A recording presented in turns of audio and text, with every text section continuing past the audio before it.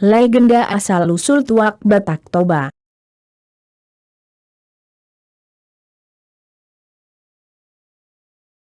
Dahulu kala, di sebuah perkampungan, di pinggiran Danau Toba, seorang lelaki tua, hidup berdua, dengan anak gadisnya yang sangat cantik.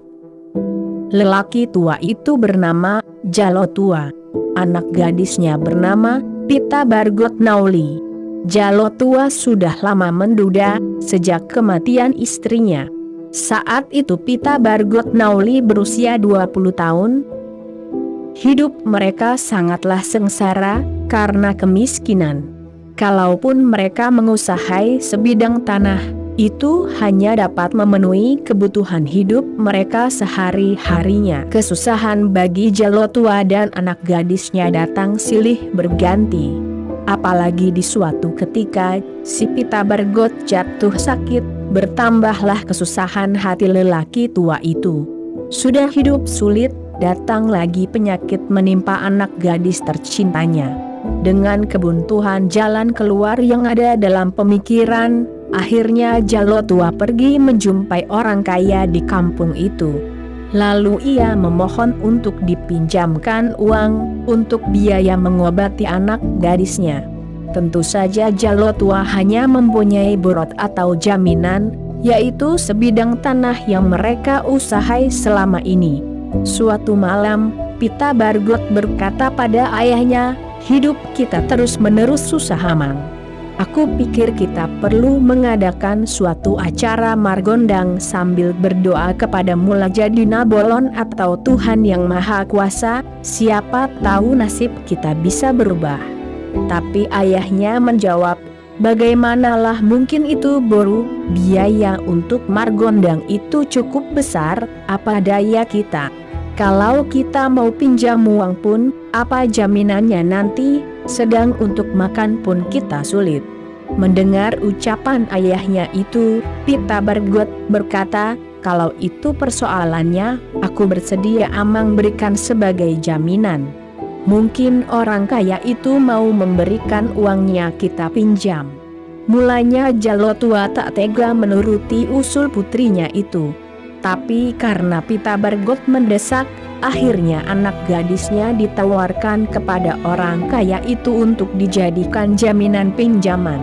Kemudian berangkatlah mereka berdua ke rumah orang kaya tersebut. Setelah hal itu diberitahu, si orang kaya ternyata setuju memberikan pinjaman dengan Pita Bargot sebagai jaminan. Orang kaya itu berpikir, kalau nanti Jalo Tua tidak mampu mengembalikan uang pinjamannya, maka sesuai dengan perjanjian, si Pita Bargot yang cantik itu akan menjadi miliknya untuk dijadikan istri. Setelah uang itu diberikan kepada Jalo Tua, maka Pita Bargot pun tinggal sementara di rumah orang kaya itu. Berangkatlah si Jalo Tua membawa uang pinjamannya, mencari pargonsi atau grup gondang sabangunan sesuai saran anak gadisnya. Setelah pemusik gondang sudah ditemukan dan hari pelaksanaannya ditentukan, si Jalo Tua pun pergi menjumpai anak gadisnya di rumah si orang kaya memberitahu rencana tersebut. Pita Bargot kemudian menjumpai si orang kaya untuk meminta izin agar diperkenankan ikut dalam pesta gondang pada hari yang ditentukan ayahnya.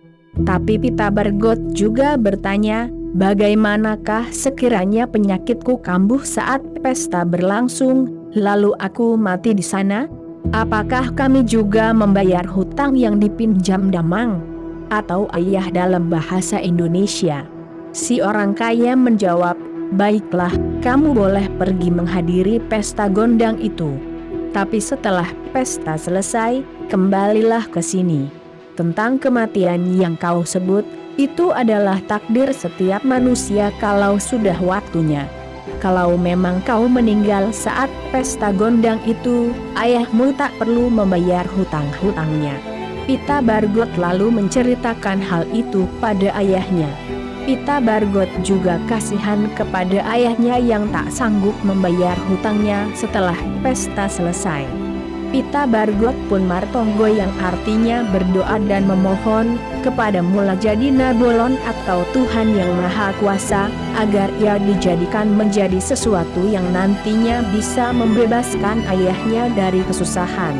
Saat itu, Pita Bargot telah merasakan bahwa keinginannya akan dikabulkan sesuai dengan doanya. Lalu Pita Bargot berkata kepada ayahnya, "Amang, janganlah bersedih kalau aku mati nanti di pesta gondang. Itu adalah berkat bagi kehidupan dan kebahagiaanmu. Tapi ingatlah Amang, setelah aku mati, janganlah mayatku dikubur, karena aku nanti akan berubah menjadi sebatang pohon yang tumbuh di atas tanah yang bisa Amang lihat sepanjang masa. Kalau Amang membuat rumah nanti, ambillah rambutku menjadi atapnya, dan tanganku bisa dijadikan tiang. Kalau badanku, bisa Amang ambil untuk papan lantai atau dinding. Dan kalau Amang tak punya uang, pukulilah bagian mataku, agar air mataku keluar. Tampunglah air mata itu, karena nanti itu bisa dijual menjadi minuman yang disukai banyak orang." Mendengar hal itu, ayahnya sangat sedih. Pendek cerita gondang pun diadakan di halaman rumahnya. Saat pesta sudah berlangsung dan musik gondang terdengar 3 putaran, si Pita Bargot mendadak kesurupan. Saat gondang dibunyikan untuk ke-7 kalinya, Pita Bargot kejang-kejang, dan tak lama kemudian kedua kakinya melesat ke dalam tanah. Yang lebih menggemparkan, seluruh tubuhnya berubah sedikit demi sedikit menjadi sebatang pohon yang makin lama makin besar, lengkap dengan daun-daun sebagaimana halnya sebatang pohon hidup. Seluruh hadirin yang ada di pesta itu terkejut dan berhamburan ke sana kemari, karena peristiwa seperti itu belum pernah terjadi. Sejak itu pohon itu diberi nama Bargot, yang diambil dari nama Pita Bargot. Pohon itu berurat ke bawah, berdaun ke atas. Lama-lama tumbuh pula mata pohon yang disebut juga arirang. Setelah tiba saatnya Jalotua memukuli bagian mata pohon itu seperti dipesankan putrinya. Air yang keluar deras dari mata Bargot itu kemudian dinamakan tuak. Sejak itu Jalotua menjualnya kepada orang-orang sekampung, yang lama-kelamaan menyebar ke berbagai penjuru. Pohon Bargot itu pun beranak pinak, tumbuh di berbagai tempat, dan memberi kehidupan pula bagi orang lain. Kemudian Jalotua pun mendirikan rumahnya. Semua perlengkapan untuk rumahnya, tak ada yang dibeli, tapi dimanfaatkan dari pohon Bargot seperti pesan Pita Bargot. Mulai dari ijuk, batang, sampai lidi menjadi benda yang bermanfaat untuk manusia. Demikianlah legenda asal mula tuak Batak Toba. Kekeliruan, kekurangan, kesalahan, maupun cara penyampaian cerita yang kurang tepat, sebelumnya kami mohon maaf. Saran dan kritik membangun sangat kami harapkan. Silahkan tulis di kolom komentar. Terima kasih. Subscribe, like, jangan lupa loncengnya, dan share. Horas, Horas, Horas.